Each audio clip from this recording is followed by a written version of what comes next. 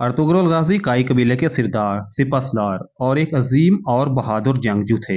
आपने तुर्कों के छोटे छोटे कबीलों को मुतहद करने और अपनी एक आजादाना सल्तनत कायम करने के लिए बेहद जदोजहद की और इसकी कोशिश में लाजवाल कुर्बानियां पेश की। अर्तुगरुल गाजी काई कबीले में 1188 हिजरी में पैदा हुए। आपके वालिद का नाम सुलेमान शाह था और आपकी वालदा का नाम हायमा खातून था, जो कि नहायत समझदार और अक्लमंद खातून थी।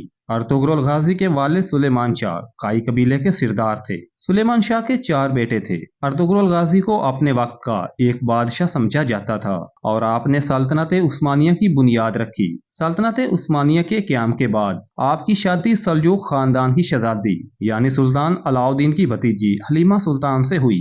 यही वजह थी कि इस शहर पर अच्छा असर रसूख कायम कर लिया था। अर्तुगरुल गाजी की पूरी जिंदगी जदोजहद से भरी है। उनकी मेहनत की बदौलत उनके सबसे छोटे बेटे उस्मान ने उनकी वफात के बाद सल्तनत उस्मानिया की बुनियाद रखी और इस सल्तनत को बाद में पूरी दुनिया में सबसे मजबूत और बुनियादी सल्तनतों में से एक के तौर पर मुंतखब किया गया। सल्तनत उस्मानिया के क़याम की जदोजहद में मुसलमानों को बहुत ज्यादा मुश्किलात का सामना करना पड़ा। 11वीं सदी से 13वीं सदी तक अर्तुगरुल गाजी की जिंदगी बहुत जदोजहद में गुजरी और उन्होंने ऐसी कई खौफनाक जंगों में हिस्सा लिया जिनमें उन्हें बहुत ज्यादा नुकसान उठाना पड़ा। लेकिन इस अरसे में लड़ी गई तमाम जंगें अर्तुगरुल गाजी ने बड़ी बहादुरी के साथ जीत कर अपने नाम की। अर्तुगरुल गाजी एक बहादुर, दलेर, अक्लमंद और ताकतवर जंगजू थे और वो जंगों में बड़ी बहादुरी से लड़ते थे। वो ऐसे बहुत से कबाइल को ऐसी सरजमीन फराहम करना चाहते थे जहां वो लोग और उनकी नस्लें आजादी के साथ जिंदगी गुजार सकें ताकि उन्हें किसी की गुलामी में न रहना पड़े।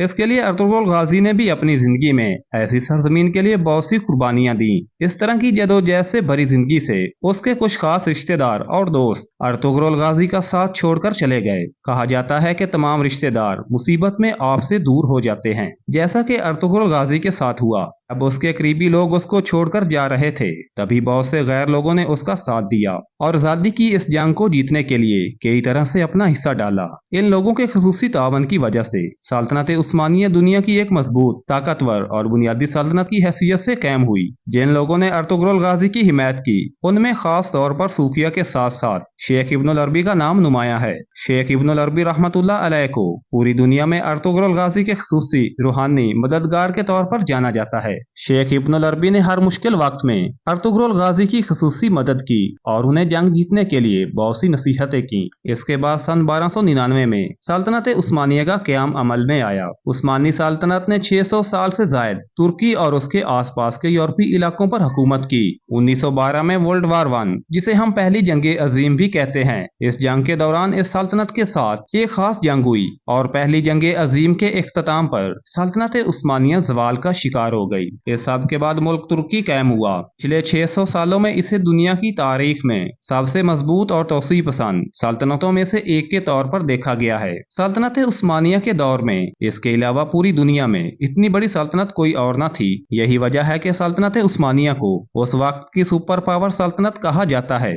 अर्तुगरुल गाजी की तरफ से अपने बेटे उस्मान को दी जाने वाली आखिरी नसीहत व वसीयत। अर्तुगरुल गाजी ने अपनी मौत से पहले अपने बेटे को वसीयत की और कहा कि मेरे बेटे उस्मान, जो अपने माजी से ना वाकिफ हो, वो अपने मुस्तकबिल से भी बेखबर रहता है। अपनी तारीख से आगाही हासिल करो ताकि तुम मुतमिन होकर आगे बढ़ सको। अर्तुगरुल गाजी की वफात के बाद उनको सौगूत में सुपुर्दे खाक किया गया। उनकी तदफीन के बारे में ये कहा जाता है कि उनके बेटे उस्मान ने सौगूत में उनके नाम पर एक मकबरा और मस्जिद तामीर करवाई।